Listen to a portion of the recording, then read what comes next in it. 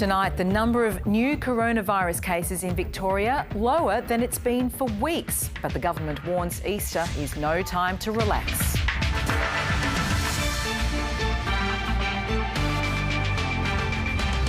Also tonight, the coroner declares Tanya Day's death in police custody was preventable and refers it to prosecutors. How the working from home headache could bring long-term benefits for parents. Driving change. Pokes the nose. Oh, contact! Contact.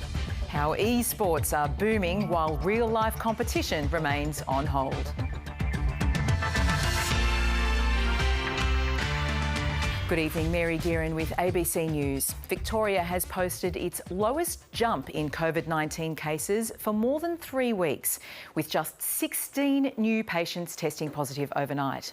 But police and the government are not letting up. They have again warned Victorians to stay at home this Easter and to avoid all unnecessary travel.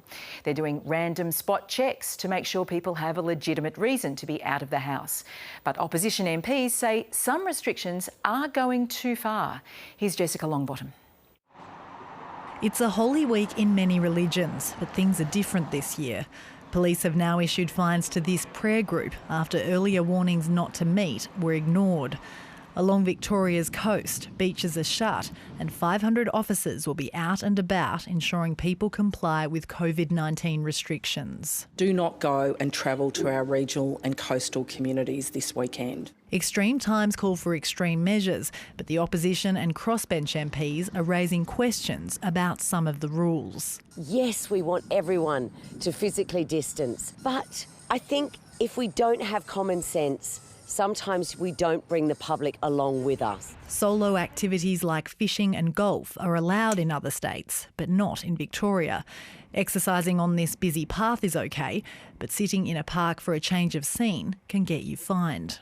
Among the 78 new infringements issued, a man found driving alone but 30 kilometres from his place of residence who told police he needed to buy a bottle of water, and others who are being charged with robbery or drug offences and are then being fined under the emergency powers as well. They're really extraordinary, exceptional powers. They are not powers that are brought in place to enable Victoria Police to just add a bit of extra misery to those that they're already pursuing. Police insist they're only targeting the most blatant breaches. We're having people who are conducting gatherings. They're still doing dinner parties, Airbnb type parties, large groups of people together. So far, there have been 12 deaths in Victoria from COVID-19, but the number of new cases only increased by 16 overnight. There are 110 cases of community transmission, up by 9, and 50 people in hospital, 13 of them in intensive care. 806 people have recovered. The figures are looking good, and I get people now want to go, can we, open the door to do more things? It is way too early to do that. One man who didn't heed the advice to stay home was winched to safety from his yacht off Portsea last night due to wild weather. As the Easter weekend gets underway, police will be monitoring if others with more conventional modes of transport are getting the message. Jessica Longbottom, ABC News, Melbourne. With Victoria's lockdown now well underway, 20% fewer patients are turning up to emergency departments. In part, it's a sign that people are involved in less risky behaviour. But medicos are also worried some people may be playing down medical emergencies. Leanne Wong has the story. It's the beating heart of most hospitals. 8236, please. But many emergency departments have been less hectic than usual. On average, we'd see about 250 per day, and currently at the moment we're seeing probably about a 20-30% drop in attendances across all ages and across all conditions as well. With people staying at home, there have been fewer sporting injuries and work-related accidents. The Department of Health says normally 5,000 Victorians present to emergency each day, but recently that's closer to 4,000, a drop of almost 20%. But some areas have seen a spike in patients, like the Alfred Hospital's burns unit. We've seen an influx of patients with severe burns that they've managed to get while they're home cooking or else barbecuing. Paramedics have also told the ABC their shifts have been much more quiet than usual. Many medical professionals say they're concerned the numbers are also down because patients are delaying vital treatment. Some say they're worried about being a burden on the medical system or catching coronavirus at a hospital. Time is critical, so call 000 straight away. We've heard from clinicians on the ground of 2 cases where patients delayed calling 000 at the early signs of stroke. In both of those cases, the outcome for those patients is expected to be much worse as a result of the delay. Hi, have you got an appointment today? Here at Melbourne's Austin Hospital, they've completely separated the General Emergency Department from the designated coronavirus zone. We've got a very clear process at our front door to separate patients that would be at higher risk of COVID than those who are not. And if staff have to move between the areas, they ensure they're properly protected. Just got to make sure that we tie it up the back so that we don't cause any splatter when we're taking it off. While emergency departments are quieter now, hospitals are using the lull in admissions to prepare for the worst. Until then, the message is simple. Stay at home, but don't be afraid to call 000 if you need to. Leanne Wong, ABC News, Melbourne. A Victorian coroner says the death of a Yorta Yorta woman in police custody was preventable and has sent the case to prosecutors. Tanya Day died in 2017 after falling repeatedly in a cell. Margaret Paul reports, and a warning, this story contains distressing images of people who've died. After 2.5 years, it's a finding Tanya Day's family didn't dare to hope for. This is a historic day for Aboriginal people in this country and a bittersweet day for our family. They've argued for years the police who were meant to look after their mother should be held criminally responsible for her death. Today they watched from home as a coroner said that may be the case. But I believe an indictable offence may have been committed in connection with Ms Day's death. Tanya Day was taken into custody after she fell asleep on a train in regional Victoria in December 2017. She was brought here to the Castlemaine police station to sober up. Her children wanted this CCTV vision to be released. It shows her falling several times over the next 4 hours and police checking on her through the door. She died in hospital 17 days later. The coroner found those police checks were not adequate. Both Sergeant Neal and Leading Senior Constable Walters thought at all times they were looking at Ms Day as a conscious breathing drunk, doing what all drunks do. This illustrates the power of stereotype and its resistance to correction. Tanya Day's children have argued that systemic racism played a part in their mother's death. Today, the coroner described that question as complex. She found the conductor's decision to call the police over a sleeping passenger was affected by unconscious bias, and she called on V-Line and Victoria Police to examine their training manuals. In a statement, Victoria Police acknowledged the loss and suffering of Ms Day's family and said it will review its policies and practices. The coroner also reiterated her call for public drunkenness to be decriminalised, something the state government said last year that it would do. Until that day that is reformed, then Aboriginal people are still at risk of dying in a police cell. The Victorian Attorney-General says the government is working with an expert reference group to change the law. Margaret Paul, ABC News, Melbourne. Cardinal George Pell has set up new living quarters in Sydney just in time for the Easter weekend. The country's most senior Catholic was freed earlier this week after the High Court unanimously quashed his convictions for child sex offences. Late at night, George Pell arrived at his new sanctuary, escorted by police. Guys. Careful. He'd spent the day on a road trip from Melbourne, his destination the Seminary of the Good Shepherd, which was his previous home in Sydney. Locals have mixed feelings about their new neighbour. I'm happy to hear that he's free and he can live a happy life now. We're not real happy at all. I'm not of the faith, but he's got to live somewhere. So I think he's chosen a very quiet area, to be quite honest. A quiet retirement might be the Cardinal's best option. Due to COVID-19, he can't go to Rome and his previous position there has already been filled. It's probably unlikely that he will be appointed to any position in Australia. I would be very surprised if he was. I think that if he was wise, to settle down somewhere where he can live a private life. In an interview with the US-based Catholic news agency, Pell revealed some of his fellow inmates cheered as news of his acquittal came through. I did hear a great cheer from somewhere within the jail, and then the 3 other inmates near me made it clear they were delighted for me. The ABC's been told Cardinal Pell is yet to decide what he'll do next and is using this time for prayer and reflection. On Good Friday, he'll celebrate a private mass, something he says he missed while in prison. Holy Week is obviously the most important time in our church, so I am especially pleased this decision came when it did, Pell told the Catholic news agency, saying it would be even more special for me this year. Amen. But it will be unlike any Easter he's had before, with no services due to coronavirus and a world away from the grandeur of the Vatican. Kathleen Calderwood, ABC News, Sydney. Homicide Squad detectives are investigating the death of an infant whose body was found at a beach in Melbourne's southeast. The baby, believed to be a newborn, was found by a passerby at Seaford at around 4:30 yesterday afternoon. Police don't know how the baby died and will do a forensic examination. It's an active investigation. We haven't yet identified any persons involved, and it's still ongoing. Police are worried about the health and welfare of the baby's mother and are asking her to contact authorities.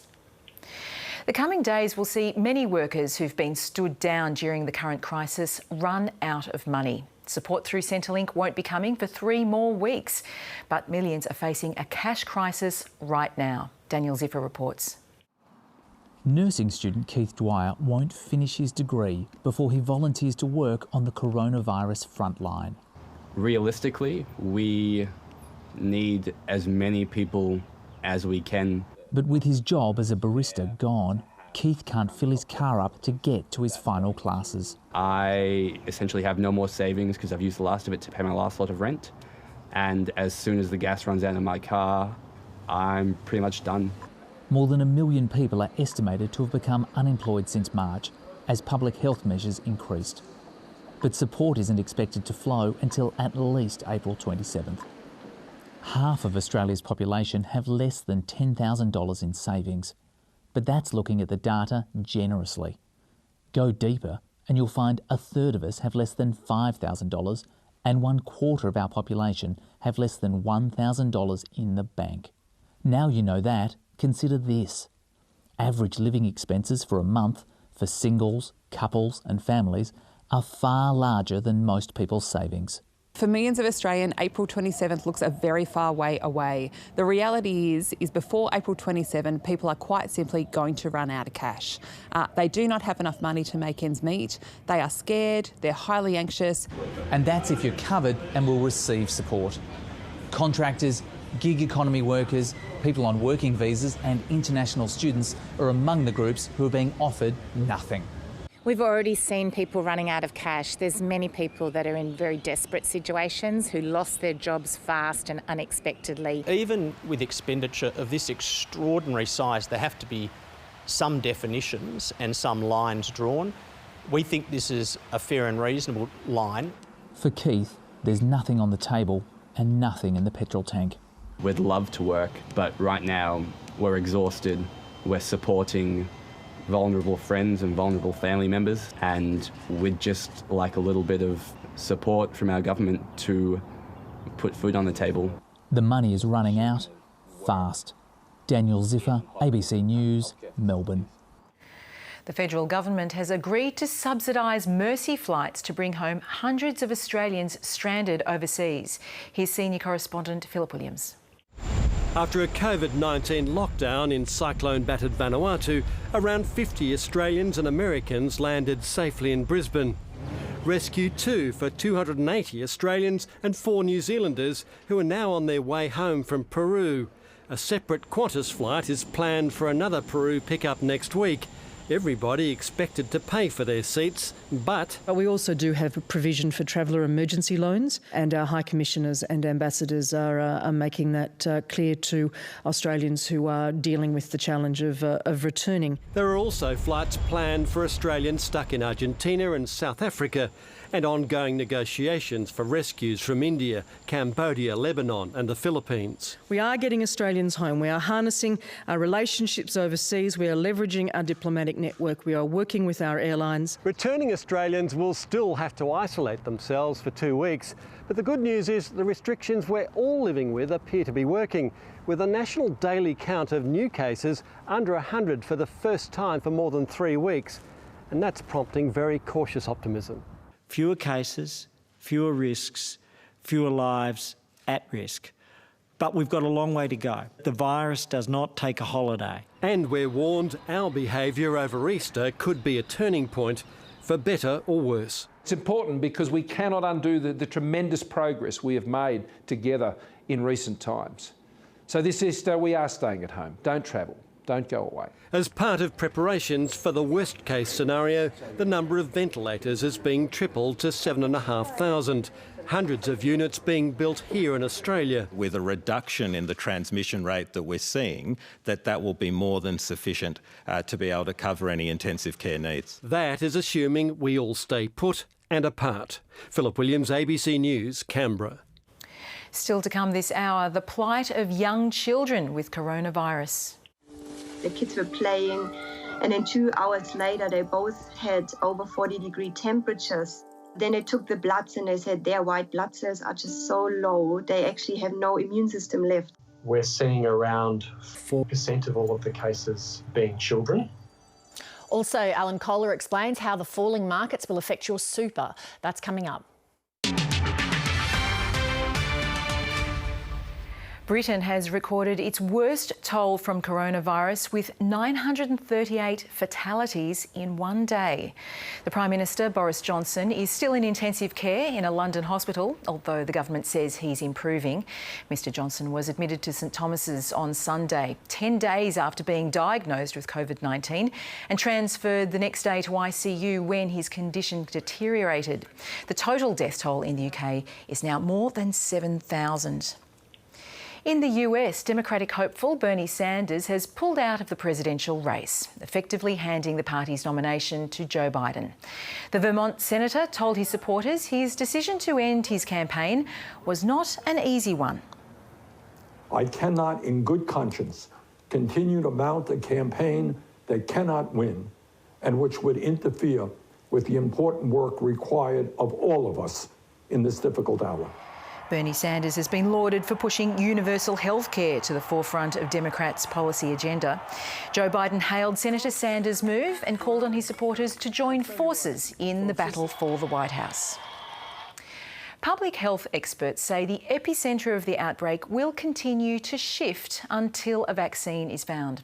A so-called second wave of infections is already reaching countries previously praised for their success in containing the virus, like Singapore and Japan. Southeast Asia correspondent Amy Bainbridge reports. Singapore has a fresh cluster of coronavirus cases, reporting its biggest daily jump. Over the past 2 weeks, we saw the number escalate quite rapidly in Singapore. So that is deeply concerning. Our second wave actually came from Singaporeans and permanent residents. They were returning from countries that saw widespread community transmission. Almost a third of the 142 new cases are linked to dormitories housing foreign workers. It's an ominous sign for a country that was largely believed to have successfully contained the spread of the virus. The epidemic is really like a fire. It passes through an area and hopefully, it's gone forever, but we're pretty sure that, it won't take much. It'll take one person. Singapore has shut down non-essential workplaces and is now isolating migrant worker dormitories. It's stopped short of restricting the movement of people entirely for now.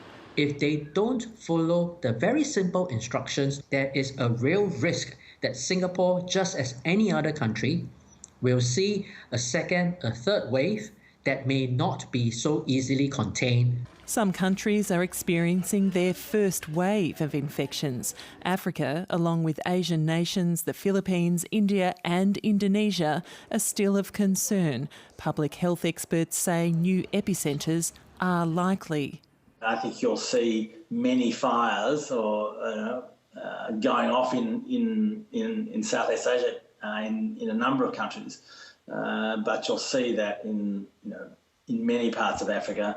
You'll probably see it in Eastern Europe as well, and in particular in South Asia. More than 30 companies and academic institutions are working on a vaccine, a solution that can't come soon enough. Amy Bainbridge, ABC News. The sudden shift en masse to working from home is the biggest shake-up of the Australian labour market since World War II, when women began doing the jobs of men who'd signed up to fight. And it opened the door to the workplace for so many. And in the same way, this crisis could also leave a positive legacy for working parents. Ben Knight has this report. So this is my workspace. It's actually a bedroom.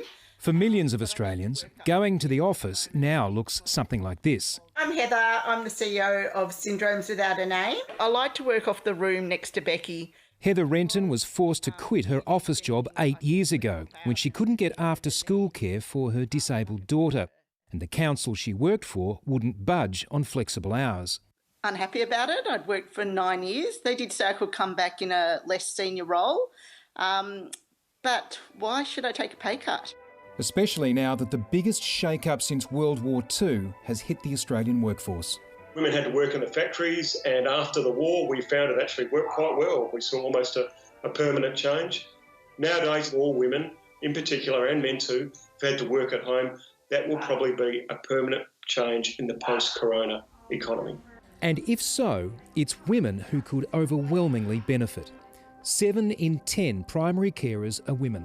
Half of them live in Australia's poorest households. When it comes to new parents, women take 95% of primary parental leave, and only 42% of them return to work within 2 years of having a baby, which in turn contributes to the 14% gender pay gap. One of the biggest barriers has been women and their partners being tied to office jobs in office hours. But almost overnight, that model has been smashed. This is the office, which is a very small, modest office, in fact. Nicole Hyatt made the change years ago. I also remember myself, after having children and going back to work, thinking things like standing around in the coffee room on Monday morning, talking about what you did on a weekend, was such a waste of time. Now, this is not to suggest that a whole lot of people being suddenly forced to work from home is anything but a massive and difficult disruption. But this is about what happens after and whether some lessons can be learned that can make a lot of people's lives better. Sometimes I think we're stuck still doing things the way we always have done them because no one's thought to change. We can make changes and be adaptable. That's what humans do. We evolve. Not so much evolution as revolution. Ben Knight, ABC News. To Finance Now, and here's Alan Kohler. The US market surged 3.4% last night because of hopes that the growth in the number of coronavirus cases is starting to slow. And there was also some support from the Federal Reserve Board minutes that showed that most members favoured leaving interest rates near zero until they're confident that the economy has weathered recent events, as they put it. Well, yeah, that's just a statement of the obvious, I would have thought. Anyway, the rally faded in Asia, but the local market closed 3.4% higher, same as New York. The banks rebounded, even though they've been told to at least reduce and maybe defer their dividends. Other big gains today included Boral, Transurban and Afterpay. The Australian market has been slightly lagging the rest of the world since that low on March the 23rd. It's up 18% since then versus 21% by the MSCI Global Index. Here's a chart of one way to value world share prices. It's the price-to-book ratio, the share prices of global companies compared to the book value of their net assets. It's currently 2 times, down from 2.4 in February. It got down to 1.3 in the GFC, but as high as 4 times in the dot-com bubble. On commodity markets, oil and iron ore went up, gold and copper fell, and the Australian dollar is back above 62 US cents for the first time in quite a while. Finally, here's a chart of sales of small and large Australian retailers. Now, even before the coronavirus, the small ones were getting crushed. Now they really are. And that's finance. The NRL has announced plans to resume its season on May the 28th. There are no details of how and where the competition will be played, but the league intends to go ahead with the State of Origin series and the grand final. Rugby League Chairman Peter V'landys says it will be safe to resume the game as the rate of coronavirus infections has reduced significantly in New South Wales. It's not clear how the league will get around travel restrictions and social distancing rules in New South Wales and Queensland, let alone Victoria. While the NRL might be busy planning its return, the pandemic is taking a huge toll on sport, with most competitions around the world still shut down. With more people staying at home, there's been a boom in online gaming. And a great start. It was a successful series launch, which has virtually changed the game. A new way of racing, a new world of racing. We were hoping that it was going to be a successful event. It surpassed all of our expectations, which is great. With the regular season shut down, the Supercars E-Series got underway last night.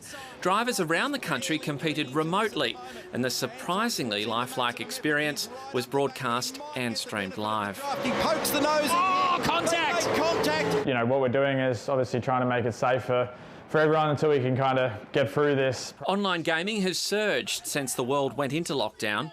Manufacturers say game downloads have doubled, while 1.2 billion hours of content was consumed on the streaming platform Twitch in March. We've never seen this many players streaming simultaneously and playing simultaneously online in the history of gaming. And with real life competitions on hold, more sports are turning to digital to deliver.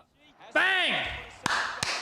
Athletes are promoting their teams by streaming gaming on their own. Some are being matched up in highly publicised tournaments, also streamed live. You watching these guys play video games?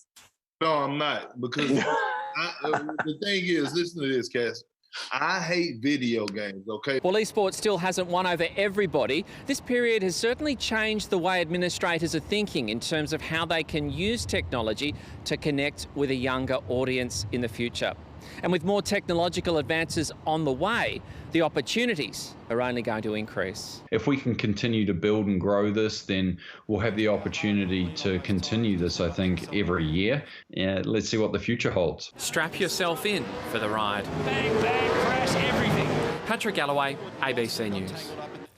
Well, some aged care residents in Queensland who've been confined to their rooms got a surprise visitor today. The Easter Bunny hopped by this centre on the Sunshine Coast to bring a few smiles to residents, at a safe distance, of course. She used a cherry picker to make sure no one missed the excitement. All the residents can gather in their windows and come and visit, and at least they get to see the Easter Bunny. Family and friends joined in the fun from the car park and say they're looking forward to being able to give their loved ones a hug. That bunny was just egging them on. Now, with the weather, here's Paul Higgins. Oh, thank you, Mary. Well, what a superb day it was for sitting in the backyard, on your apartment balcony, or while taking your permitted exercise.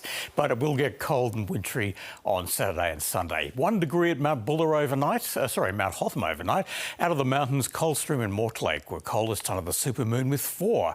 And 21 millimetres of rain overnight at Malakuta. Now, showers and thunderstorms have been active once again across the far north today, but little has made it into the gauges. But there has been 33 millimetres at Deniliquin in the Riverina. As high as 24 today at a number of spots in the west and north. It was our warmest day for a week here in Melbourne, a sunny 21.2 at 3:24 this afternoon. Outside the front door right now, it is 16. There was some flash flooding in Darwin this morning with thunderstorms, showers on the New South Wales south coast and another hot day across in Perth. The rain over northern Victoria comes from an upper level trough, and we have a cold front that's heading for the nation's southwest. Warm north winds for us tomorrow ahead of that cold front, which is due in our southwest midnight tomorrow. It'll bring cool and fresh southwesterly winds over the weekend and showers over southern and mountain areas. Tomorrow, though, a shower or two for our north and east, but 10 to 20 millimetres on the way for Canberra and 5 to 10 in Sydney. In Brisbane, a shower or two. Hobart will be windy with showers. In Adelaide, partly cloudy, and 36 across in Perth. not that you can get there. Back home, a shower or two and thunderstorms in the north tonight and north and east tomorrow with the trough. Then on Saturday, scattered showers and thunderstorms moving through southern and mountain areas. We'll have fog patches tomorrow morning and then a mild to warm day. Evening showers in the southwest. Partly cloudy away from the showers with a moderate north to northwest wind, 24 in East Gippsland. North and northwesterlies on the bays, 15 to 25 knots. Strong winds on the west and central coasts. Well, cool and clear in Melbourne tonight. Partly cloudy in the morning, but clouding over in the afternoon with a slight chance of a light shower. A north wind will take us to 23 degrees, 12 overnight. And then cold and windy for the weekend. Saturday showers, a strong southwest wind, 3 to 8 millimetres of rain and 15. Easter Sunday, cloudy with a morning shower or two, 16. Monday, partly cloudy, 18. But then it warms up a bit, 24 Tuesday, 25 Wednesday, showers next Thursday and a high of 20, Mary. Thanks for that, Paul. And that's it for tonight's bulletin. Lee Sales is up next with 7:30.